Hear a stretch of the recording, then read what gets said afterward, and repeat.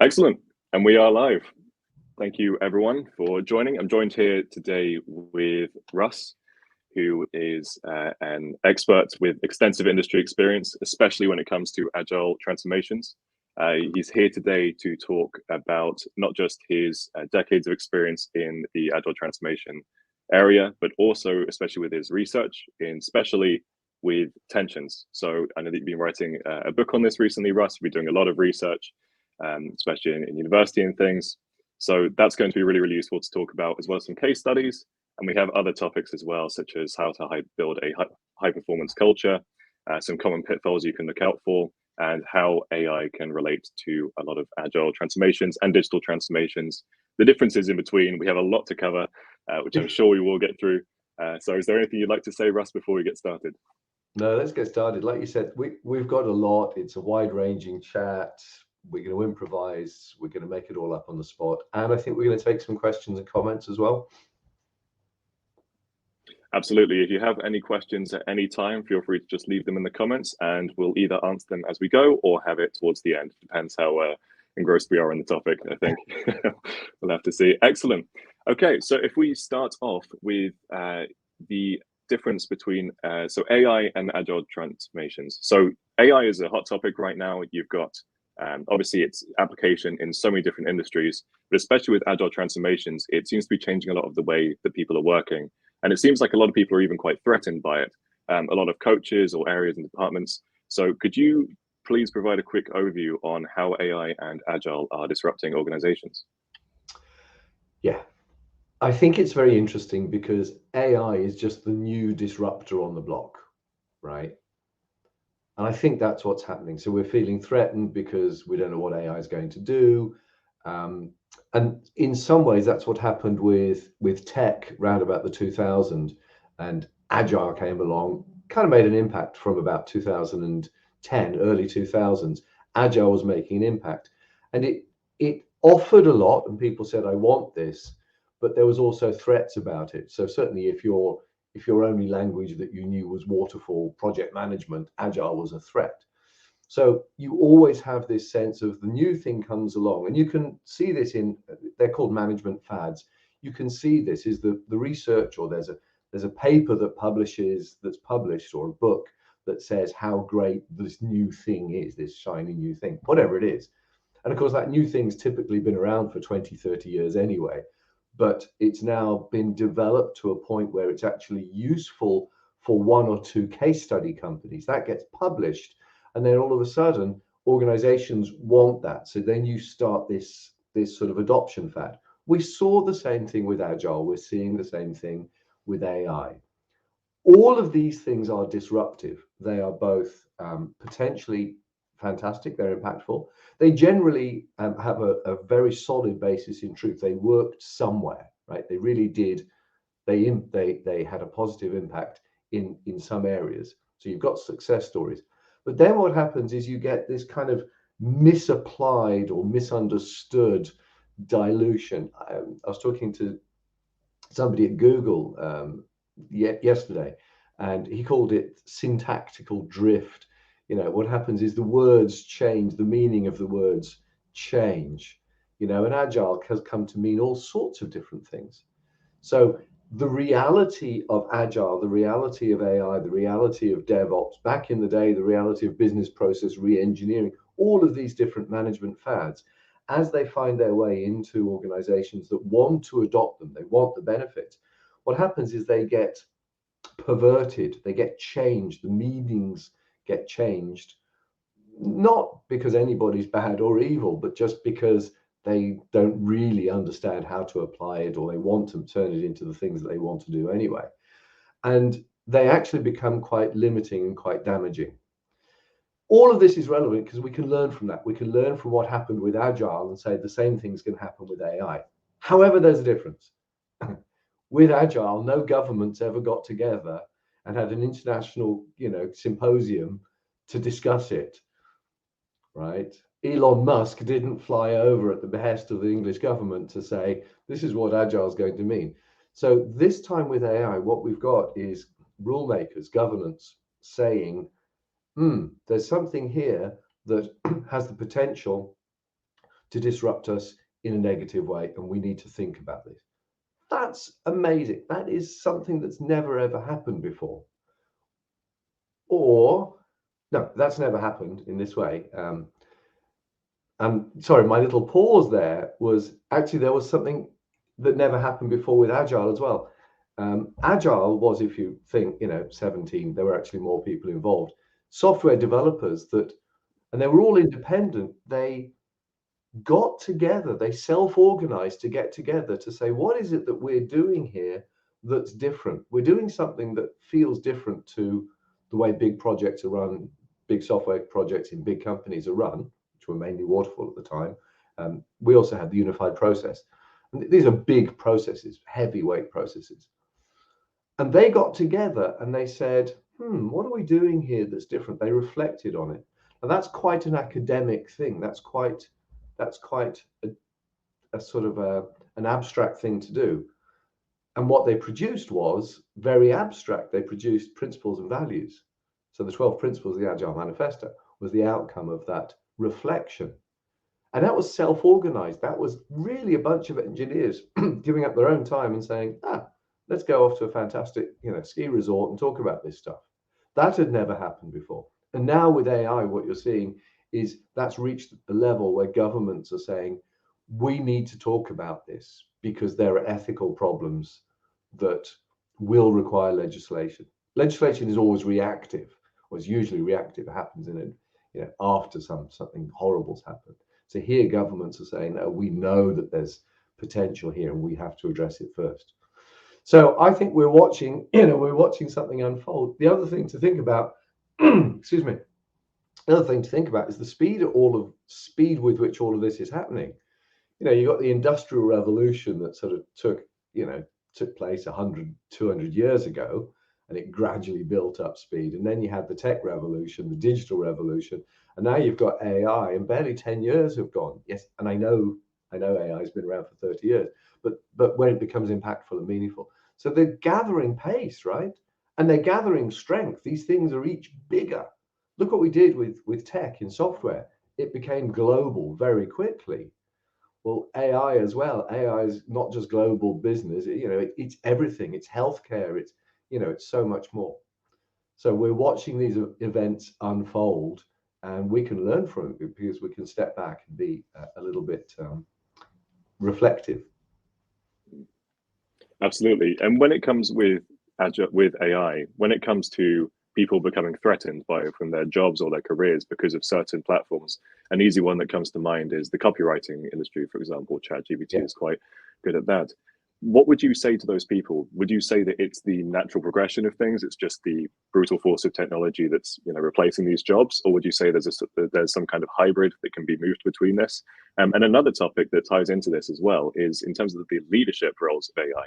A lot of people are thinking about replacing leadership roles with AI roles. Some kind of AI boss, or at least some kind of hybrid, or AI to an extent is helping managers make certain decisions. And would you say that this is a real threat to people's jobs and livelihoods? And how would you say that they should approach that? Well, this is a multi-layered question, really. Okay, if we start off with hello, Emma, by the way. It's good to see. Sorry, I paused because some comments coming in. I paused because something just changed on my screen, and you can see I'm really struggling with getting my camera in the right place. So. It's completely fine. Hopefully it doesn't look like. Hopefully it looks like I'm looking at the camera or at the audience. So. I've been talking to a lot of. So I'm doing research at the moment, and I've been talking to managers at all levels, and some managers are leaders, and some managers just manage themselves. With AI, what happens is that we all become managers of AI. AI is your sort of digital assistant. You tell it what you want to do. You delegate work to AI. Okay, so go give me an outline for this course that I want to teach, and I want 6 modules of an hour each, and it will do a really good job. You can even tell it what ontological, what learning taxonomy you want it to use. And because all of that's pre-existing information, it just looks at that huge model of data that it's got, and it will put together existing knowledge. And because it's got a language model, which is really good, really impressive, it will then present that back to you in a way that's very easy to understand. So you got to understand that this is a tool that's going to help you process and capture existing knowledge, and it will help you take your words and make them easier to understand, because it's just using existing stuff. It's not really originating anything. Even when you saw in my book, it came with this really amazing, graphic design, but actually it was based on Japanese manga and a picture of a manager, right? So that's what it's doing. It's reusing existing stuff. I see no possibility in the future, or in any future we can imagine, where we will not need a human to listen to the requirements, the people's problems, the obstacles, their opinions, their beliefs, what they want, what's fair, what's right, what do they want to achieve, and listen and understand that. So the process of understanding at the moment is entirely human. We need that complex muscle up here that can listen to all of that. At the same time, we're seeing much more division. We're seeing people not listening. So although we've got much better tech at communicating, look, we're having this virtual conference, we've got all these greater superpowers, and we've got greater tech and faster communication. People are being better at not listening, and they got better at hating each other to the point of dropping bombs. So you see the two, these two powers, if you like, yin and yang sort of powers, they're growing, but they both exist, and you need all of those. So within all of that, let me get to the second part of your question. You do need people to make decisions. Decisions have to be made. Do I do this or do I do this? Or is there some combination of these things that will satisfy both? You just got to make a decision. If you're a product owner or product manager and you're prioritizing work for a development team, there's that much work and a team can do that much each week. You've just got to make a decision and say, right, this week it's that thing and that thing if you've got time. All of that, the answer is not now, or if you're blunt, no, we're not going to do that. And then you've got to go and communicate that to those stakeholders and say, look, sorry, this just isn't going to happen. Because why? Because it's not a priority for the overall organization, for the overall strategy, for the overall, this is what the group of leaders have decided is the most important thing for us now or in the next 6 months. And this is what you need in an organization. You can't escape it. You need that multi-brained, multi-pluralistic conversation that says, we collectively are the leaders of this organization. We're accountable, we're responsible for it and for the people and for our livelihoods. And therefore, we will use our best decision-making powers to come up with what's our strategy, what's our most important thing to do. And the only way that you can do that, this is sort of basic Patrick Lencioni 5 dysfunctions of a team, you've got to be able to have conversations and challenge each other and say, I don't believe that that's the right thing and here's why. And when you've seen that, and I've obviously worked with lots of leadership teams, and we take them through that trust building activities that they can get to that point and say, I think this is 100% the wrong decision, but I'm a member of this team, you've listened to me, and I'm prepared to commit to going along with it. And what happens then is everybody emerges from that room with one mind. They got one story to tell. This is the priority. And that's cascaded down. And instead of saying to your next level manager, this isn't what I think is the right thing to do, but this is what we've been told to do by head office. It's not. It's this is what we're doing. This is the decision. Other possibilities were out there. And we don't really yet have any other way to do that other than by humans listening to each other. And I really mean listening in all of the sense of, overcoming that you're not really listening stuff. So it is a skill, right? It's definitely a skill.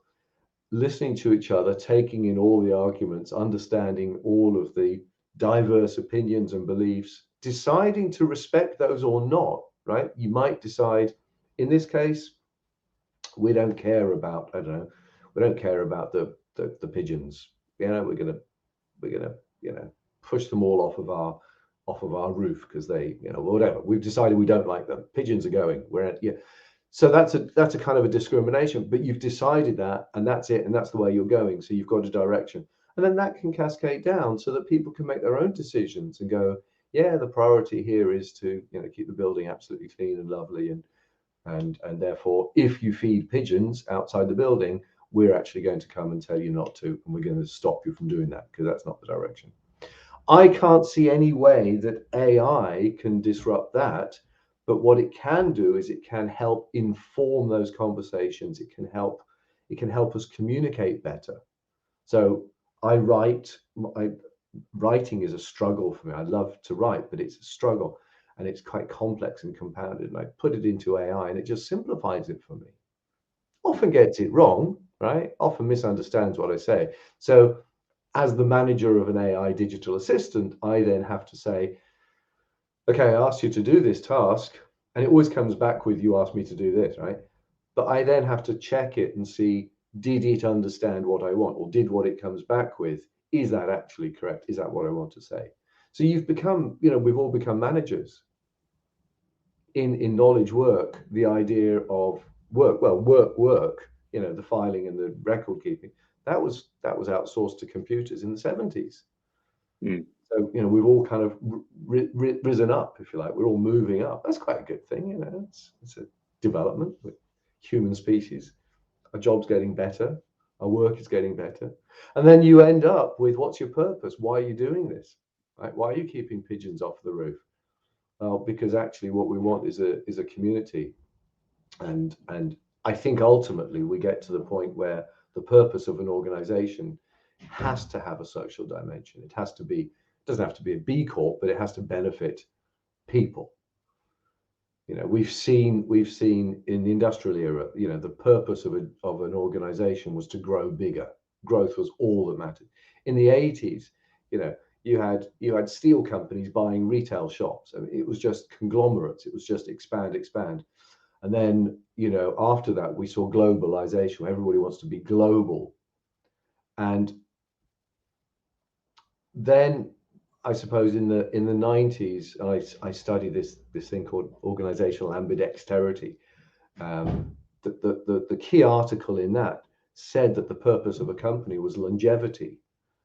So you've got growth, you've got expansion, you've got longevity.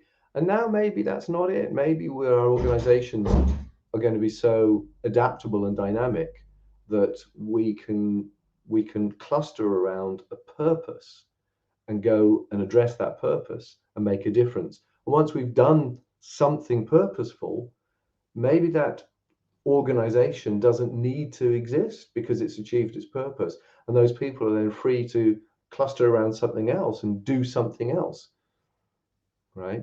So I think that becomes a possibility. And if you're a big company, why not? Why not let people do that? So you're moving away from rigid structures. Well, that's your role and that's your responsibility, and you can't do, you're head of transformation, so only you can transform the organization. No.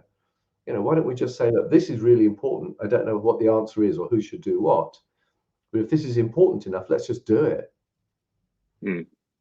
Definitely. I think that's a really positive outlook. Yeah. We haven't answered your question, but we covered some interesting points.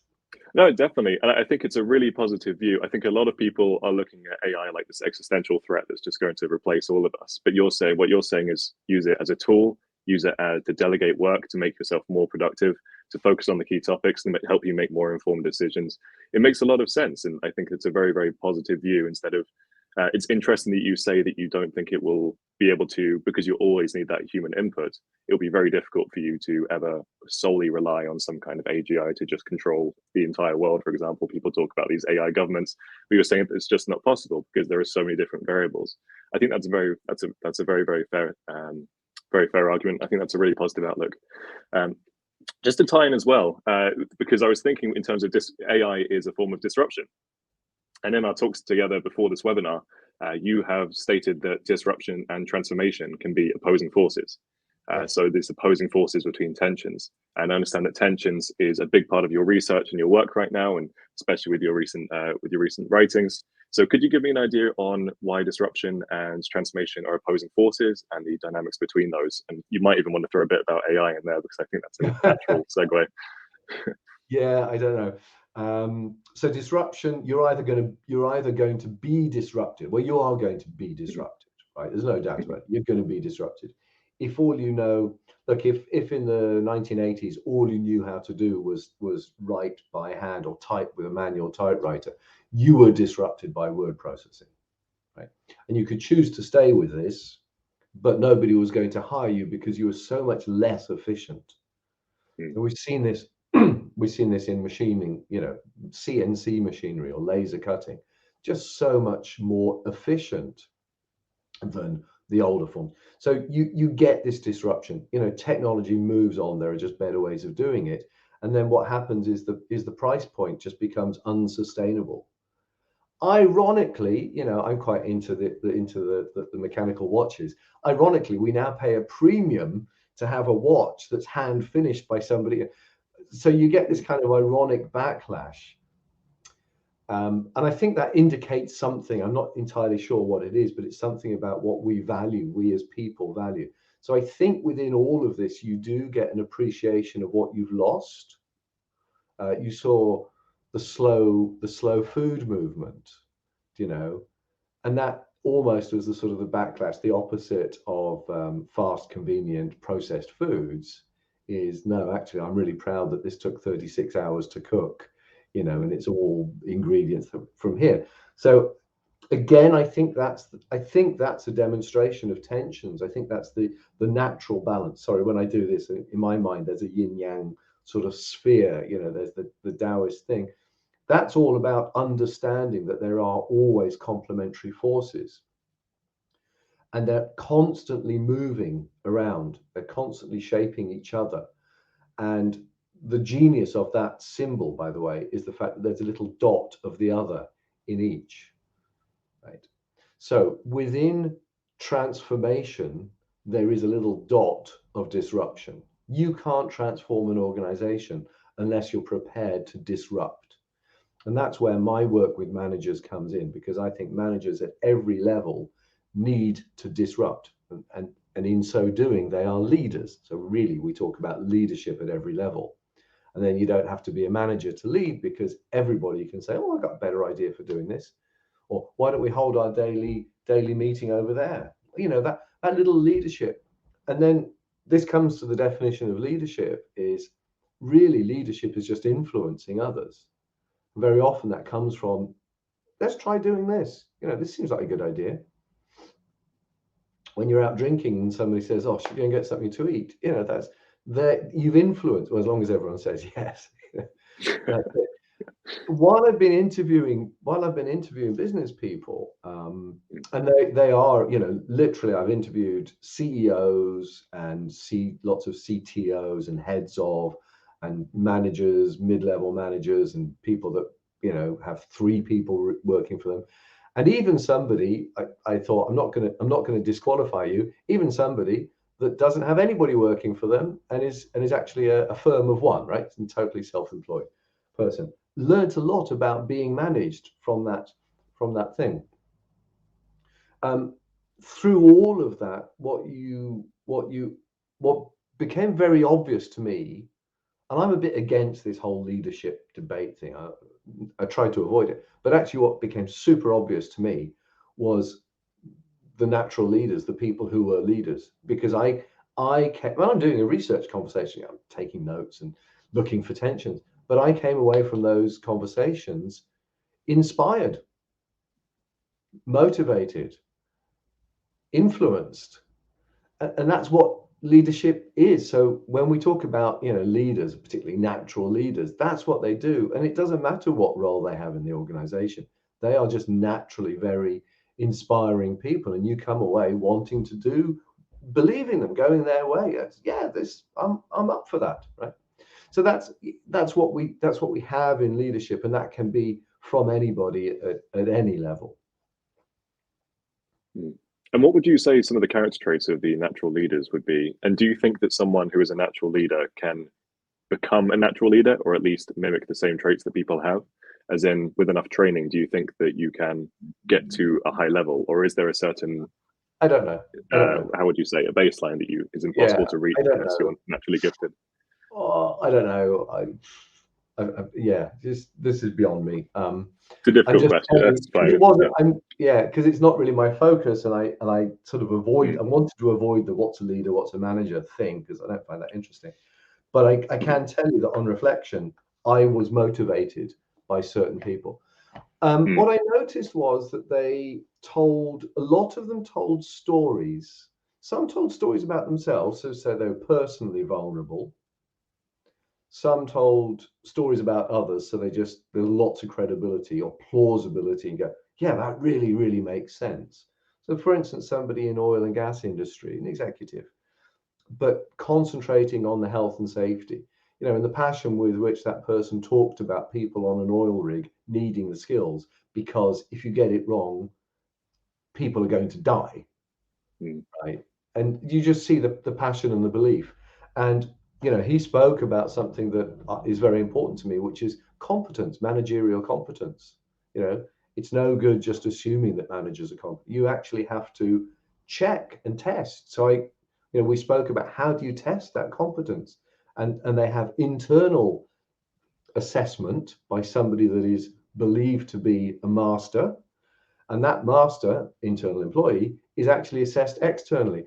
Well, this is very much like the old guilds and crafts system when you had, you went through an apprenticeship and then you became a journeyman and then a master. So there is that level of check. And when we think about, so I'm a professional coach, I'm a qualified coach. It's got a professional body.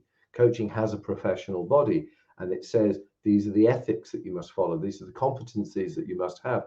And here's a certificate to say that you've got those, right? Well, we never had that in tech, really, or in software. We just never had that. You could just say, well, I'm a software developer. Oh, I do Agile. You stick it on your CV, put it on LinkedIn, and then you get hired for that. So it's never really been, I mean, I know we've got the British Computer Society, we do have professional, but it's never been an industry that is professionalized like medical is. Yeah. Mm.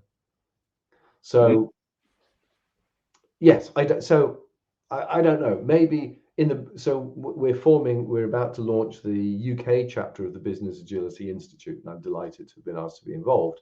And one of the things that we are leading is, this could be the professional body for business agility. We define what that means, what the competencies are, what the ethics of that are, and of course BAI already have quite a lot of that. Mm. Yes, it's interesting that you mention a lot of these leaders mention stories as well, in terms of what you were saying previously about AI, about it's difficult to replace the humanity in people, and it's difficult for to get an AI to write a story. First of all, it's made up probably, and second of all, it's not personal. So maybe that's a part of it. It's quite difficult to manage. But in terms of these leadership, another topic we wanted to talk about was the topic of culture and high performance.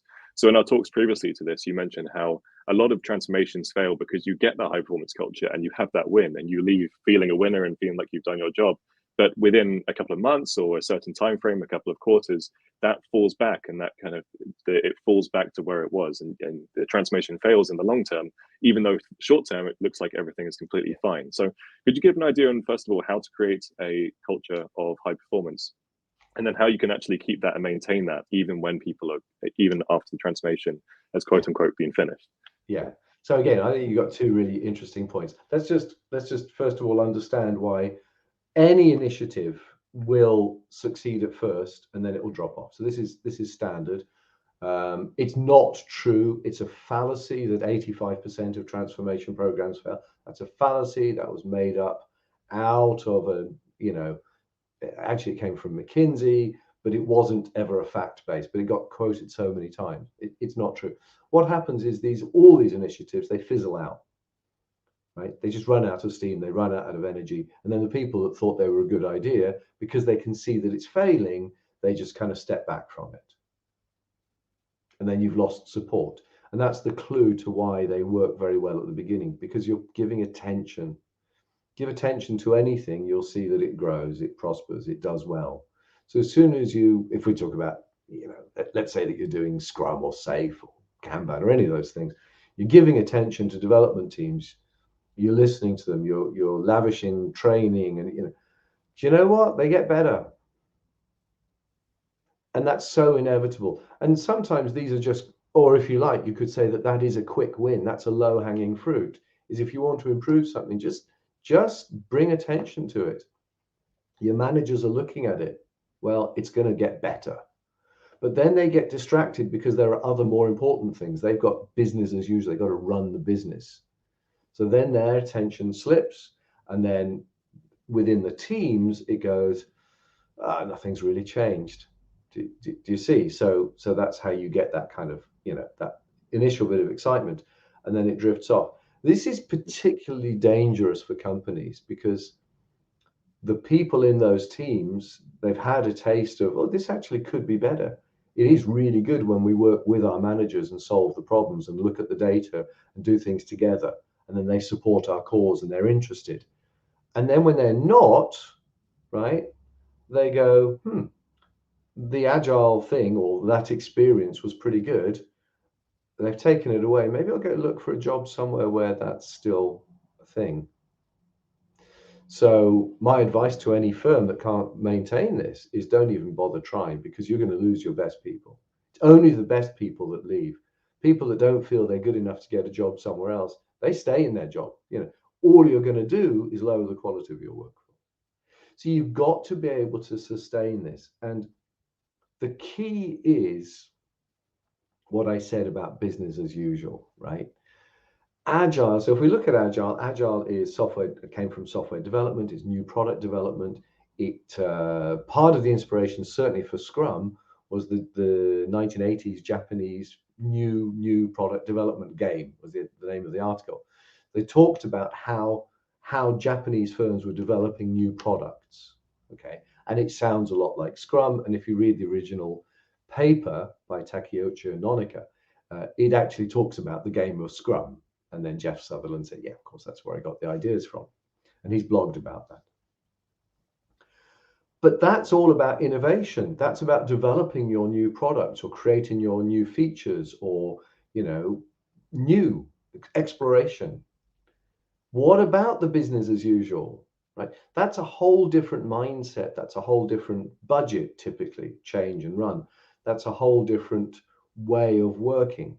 So in the BAU space, what we need to do is reduce costs and increase efficiency and make our machines run smoother and do the maintenance so that they run for longer and we get the best value from our machinery, and look after our people's well-being so that they don't have long-term off sick. That's different to the sprints of work that we do when we're excited and we're developing something new. So you talked about high performance. Taiichi Ono, who was the person that developed with Toyota at the Toyota factory, he developed this model that became the Toyota production system. Right? It was disruptive. It was dangerous. It was risky. It was so risky that Toyota said, no, you have to call it the Ono system because it's probably going to fail. And he was the transformation OG, right? He was the original gangster for transforming. He went round talking to managers within the plants, within the different factories, and he would say to them, "Look, it's wasteful." He would say, "I think it's wasteful to be making 100 panels when we only need 5. Why don't we just make 5?" And they'd go, "No, mass production is better. Mass production is cheaper." And instead of saying you're wrong, which he knew them to be, he said, let's measure it. Let's do an experiment and find out. And that was always his approach. I mean, it's Japan, there's big egos and, face saving and all the rest of it. And that's what he did. And when he wrote about this, he called this is the tension between illusion and reality. We all carry these illusions of resource optimization. You mustn't have people sitting at their desk to going, that's not good. Well, actually, it turns out that is good because that's their slack time, that's their thinking time, that's then sociable, that's, you know, all sorts of benefits. So the tension between illusion and reality is really, really common. There's another illusion, there's another tension that came up through my research, which is so if you've got a machine, if you've got a sausage making machine, we know that the sausage machine runs at 100 sausages an hour. It can, for short bursts, run a bit faster, but not much more than 10 minutes. We also know, excuse me, that when you change the sausages, change the recipe, there's a clean down time, right? So you've now got this performance measures. So you talked about high performance. So you've got a machine that runs at 100 sausages an hour until you change the sausages, in which case it's much slower. This goes back to Taiichi Ohno and mass production, by the way. It's the same thing. What he said is you need to be efficient in both. You need to be efficient in your 100 sausages an hour, and we know that, but you also need to be efficient in changing and cleaning down between different sausage types. Now, at Toyota, they got that down from 3 weeks to under 10 minutes, right? The die changing. Because what they did was they said to the managers and to the workers, it is important for us to be efficient in both the changeover and in the production. So we're going to make sure that you can do both, and we're going to work together. Literally, workers, managers working together. They did training, they trusted each other, they allowed time for it, right? They let people go to where they were most interested. Well, this is just agile stuff, isn't it? This is, you know, psychological safe. This is all the stuff that we now know. But I think the bit that's been missing is this recognition that you can be agile, you can be as agile as you like, but most of the organization's work is just BAU. So you can't just be agile. And in the same way, you can't just be BAU. So they're always in tension. And there's a movement now, which is a sort of a paradoxical movement. It's recognizing that these are paradoxical forces. They're yin yang. If you get them both in balance, in tension, then the sum of those two parts will be greater.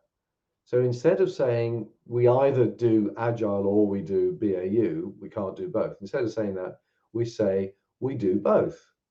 DevOps is a really good example. When you get DevOps right, so development, change, operations, run, when you get those right, they're in balance, the performance is staggering, right? So we've just seen the new DevOps research report has come out for 2023, but my real favorite is the 2021 version, because they've got a thing in there that says, you know, high performing DevOps team, I think it's 6,500 times more performance, higher performing than the bottom.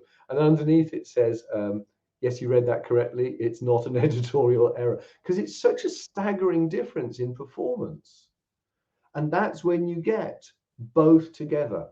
And again, if you go into the research, this is called, it just sounds horrible. It's called contextual ambidexterity. So it means within the context of a department or a team or a business area, in other words, within the responsibility of that local management, you're ambidextrous. You do both really well. You're good at both change and run. And that's what I think we're seeing. And that's actually what I am seeing, excuse me, when I'm talking to managers that care. There's something about that caring, listening, inclusive, trusting manager that understands the priority, but the organization's priorities, but also understands the needs of people. That's itself attention. And they just seem to have that. They're much more comfortable to be pluralistic. They're much more happy to say, yeah, we can be diverse and inclusive. That's okay. Right? They're not exclusive. Do you know what I mean? They probably go back to my silly pigeon example. You know, they probably will keep a few pigeons around just in one place because pigeons are okay too. Do you know what I mean? So there's much more inclusivity. And I just think that's a general trend. I think this is of the moment. This is the zeitgeist, is we want to be inclusive. Just most organizations talk a good talk, but they don't know how to do it. And I think I'm finding the how. And genuinely, I think managing tensions is the how. Be aware of the tensions. Don't pretend they don't exist. Be upfront as a manager. Lead that conversation Mm, about tensions. mm. Definitely. Do you find that the tensions can vary, obviously within different industries, but more specifically between agile and digital transformation? So you touched on the mass market car manufacturing with the paint dye, for example, and you also touched on waterfall and DevOps in terms of more of a digital transformation. So what are some of the key differences between the agile and digital transformations, and are there any particular key tensions that you keep seeing reoccurring in your experience? Yes, the one that really surprised me that came out of my interviewing or my conversations with managers, I was really surprised about this because I thought it's nothing, is the hybrid working, right? Mhm. I thought, oh, I don't want to go into this. This is just such a non-topic for me. Look, I've worked in global businesses for years, so. But it turns out that it is still, this is the end of coming to the end of 2023. This is still a big issue for organizations. They've been disrupted, right? So actually really good. They've been disrupted because people now, workers now, do not want to return to the office 5 days a week. They're saying categorically not. They're not going to do it. Not prepared to give up that 1 or 2 days at home, or I'm not prepared to not go and pick up my kids from school. And to some people's minds, we could now say an older mentality, an old school mentality, that's not acceptable. If you run a consulting firm, for instance, the mentality was that you're there on your client's site doing what your client wants. If your client wants bums on seats, that's what you have to do. But the people that work for those consultancies are saying that's not what I want to do anymore, right? So that's a huge tension. Now, I happened to be speaking on Monday to a wonderful manager. You just go, this is a great manager, really great. I even said, do you realize that you're great, you're exceptional? And and he kind of, modestly said, well, I get some nice feedback, right? So this guy manages 40 people in an 80 people company report to him, okay? And funnily enough, he is the dev manager. So the other 40 report to the ops, head of ops, right? So as it happens, it's literally like that. And he was telling me that this is a problem, this hybrid working. So I said, great, there's your tension. How did you resolve it? And he said, well, I didn't have any answers. So I got everybody around and said, look, this is the problem. How are we going to resolve it? He just put it straight back, not really on the team. He didn't say it's your problem, you solve it. He just opened it up transparently and said, here is a problem. It's a tension problem. And you guys have to resolve it because you have to collaborate. You have to be together at times. You have to do it. Let's hear how you're going to do it. And I said, did they get it right? He said, not at all. He said, it's evolving. It's still changing, but they're changing it. They own it. They're changing it. And, they came up with core hours and they weren't quite right. And I just thought that seems to me to be very much the model of a modern manager. Is I don't have any better answers than the people that report to me. It's for them to decide. And it's okay that they don't actually have an answer. And I'm not going to hold them to their solution once they've proposed it. It's okay for that to evolve. So I thought that was really interesting. Mm. Absolutely. We've got a quick comment about, well, from LinkedIn user. Totally agree that the best people leave when you lose interest. I've seen it happen. Yeah. Yeah, it's quite interesting. It's quite interesting how these things happen. In terms of the pitfalls and obstacles, you have touched on quite a few. And we mentioned with agile and digital transformations, like, for example, with people leaving Yeah. when they're going through it. Alex, let me come back to that because, and especially with the comment that just came in, right? Absolutely. So I think we can explain this. So agile Mhm. versus digital transformation and people leaving when they see that nothing's really changed. Okay, so I think we can Mhm. talk about this. Here's the difference. There are proper academic differences between an agile and digital transformation. Digital transformation really means this. It means that I'm taking advantage or I'm moving stuff, resource from analog ways of working to digital. Classic example is self-service online banking. So I can close down my branches. I've got some savings in rent. I've got savings in staff. Yes, but my customers have to do something differently. They engage differently. So the digital transformation, it's about digitizing your services. So you get rid of your paper forms and you make them digital. So, that's part of it. But it also means planning to end analog services for customers and staff, by the way. So hiring now is mostly done via Zoom rather than coming into the office, right? So you digitize all of that for customers and staff, potentially even having digital products instead of analog products. That's part of it, because that's the way the world has worked, and you don't want to be left behind. So that's digital transformation. It is entirely a plan-driven thing. You want a program manager in charge of closing your branches, right? And moving staff from that role into another role. There is no other way. That's not agile, right? It's plan-driven. Within that, there will be unexpected things that you have to adapt to. Great, that's a little dot of agile within that. But overall, you want a program manager. Now, I call that a predictable value activity. You know what the value is going to be before you start.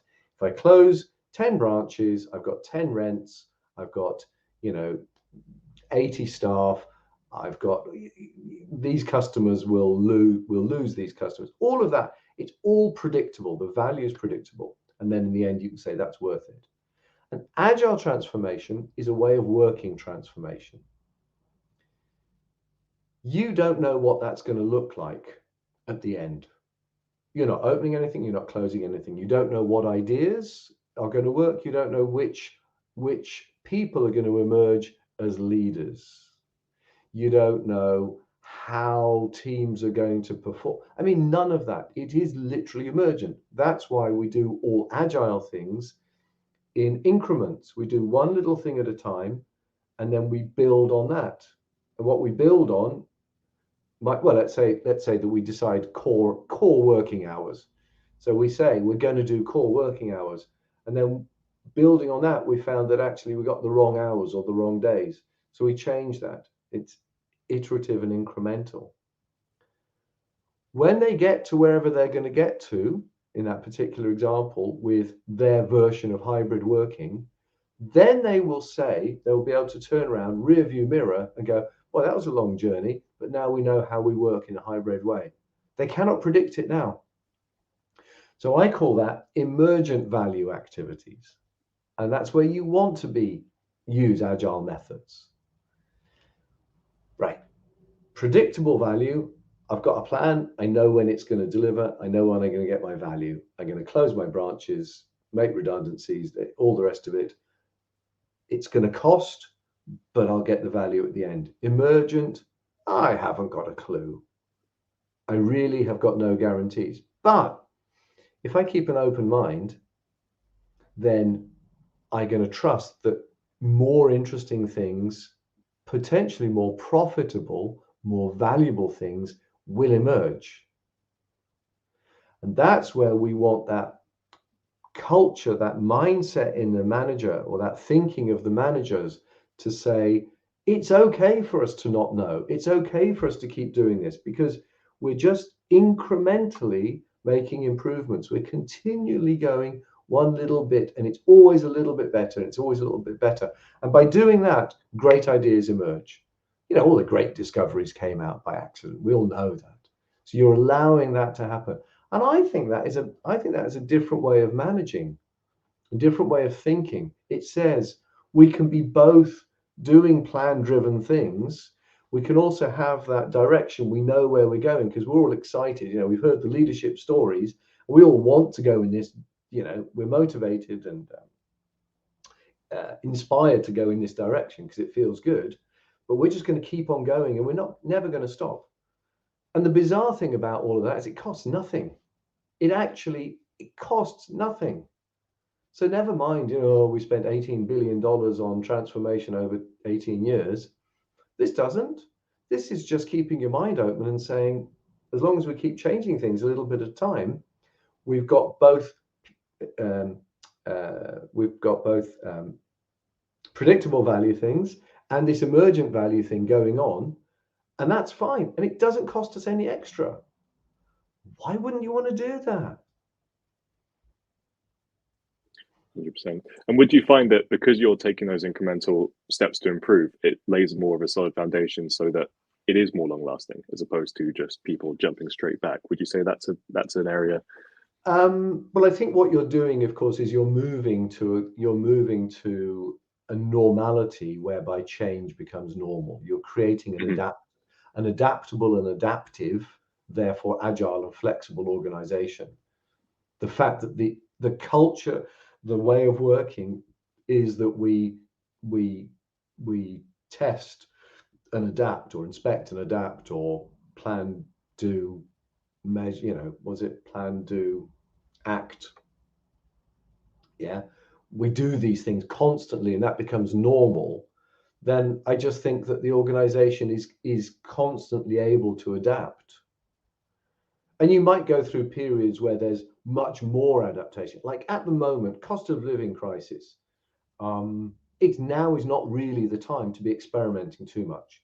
Now is the time to be concentrating on increasing efficiency and cutting costs where you can. Absolutely.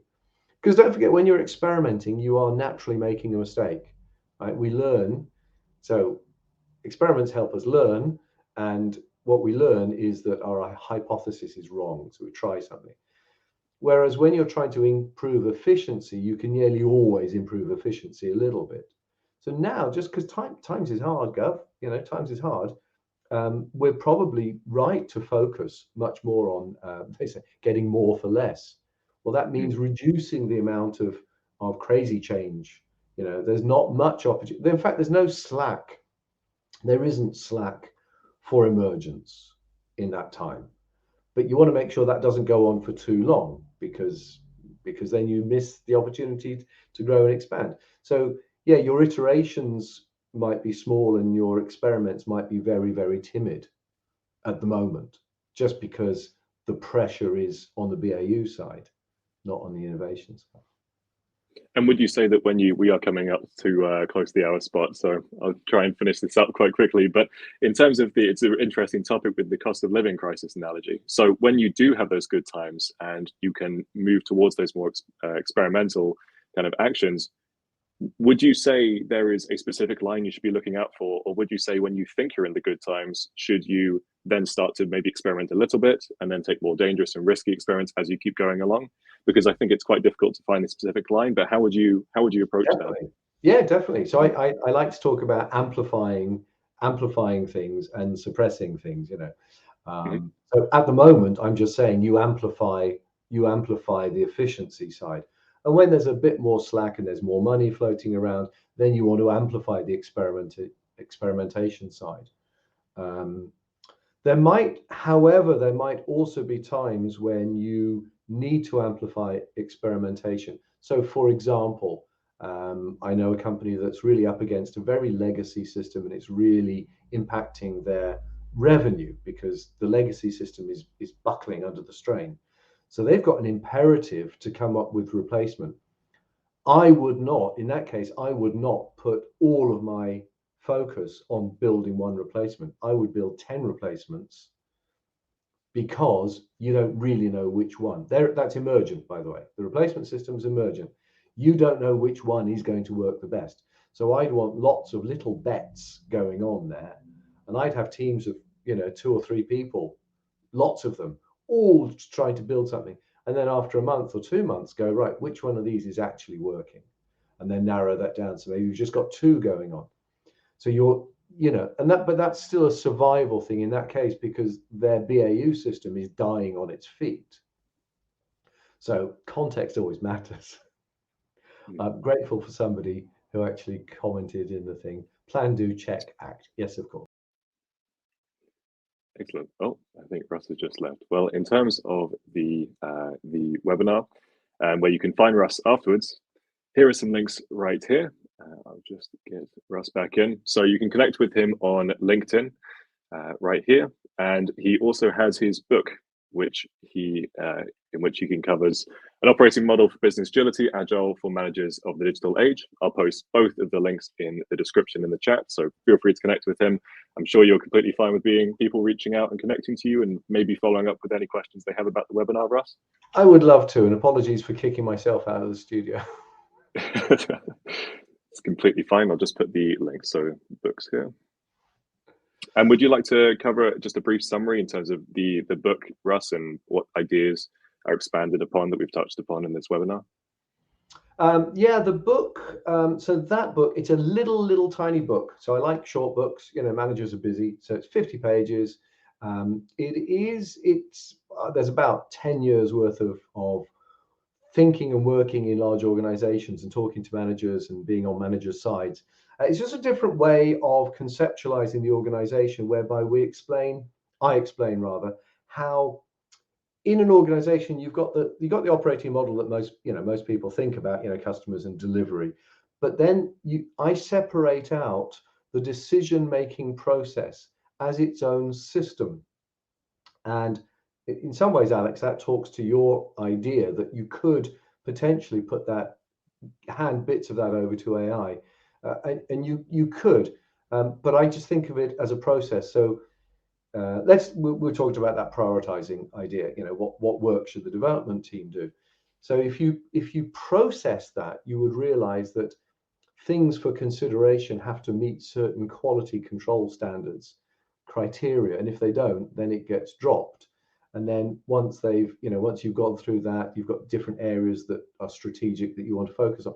So you could think of it much more as a process, and you could do that transparently. Now, what I like about that is it takes the room for human ambiguity, error, and having pressure applied on a human. It takes a lot of that out because it's now a process. We say, look, actually, we've said that this is the process. This is what we're going to do. So it makes it more accountable. It makes it more transparent. That's just decision making. And underneath that, I talk about the areas that are totally invisible, that are forces really that influence the organization. It's what people believe in. And of course, it's management's beliefs that form the way the organization works. That's the governance. So all of that's coming up, and where it meets that, the customers, the operations, and that's where your managers influence. And I draw it as a sort of a chalice, a wine glass, if you like. All of these forces meet in the stem, so it becomes quite magical. And I just suggest that as a manager, we should be super aware of that point where all the tensions meet, because everything that you do and say and act is a force that's influencing your operating model. It's influencing the way people work. In this research term, it's called context. Managers create and manage the context.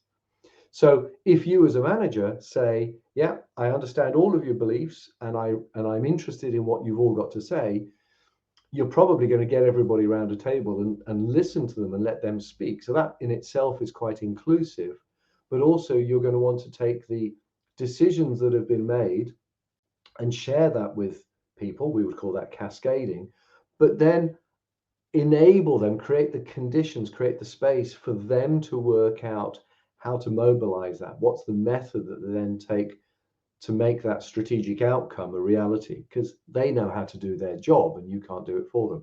So I think it just shifts, it just raises awareness that there's this huge hidden part of an organization, the beliefs of the stakeholders, and also these environment shaping forces, and managers are the people that wield those forces. It's just an invitation to think about that, really.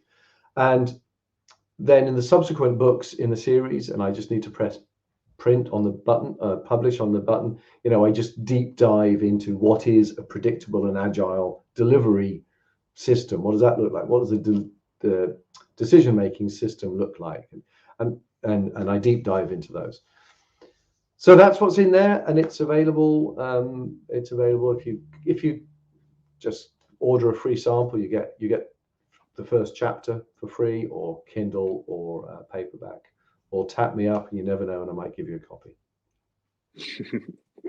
Excellent. Well, thank you very much, Russ, for your time. It was fascinating, and we covered a lot of different topics there. If anyone has any questions at all for Russ, then please leave them now, and we can answer them right away. Otherwise, you can send him a message privately, as I'm sure you wouldn't mind, Russ, about anything related to the webinar itself. So we'll give it about 30 seconds, and if no one has any questions, then we'll just end it there. So that's about it. Let's just see. Thank you. Thanks. If anyone has any questions, please just leave them right away. Well, I think we're up to time, so possibly people have their next meeting already. I think so, yeah, that's very true. 1 minute past 11. Okay, I think we'll call it there then. Well, thank you very much again, Russ. Until next time, that was fantastic. Thank you very much.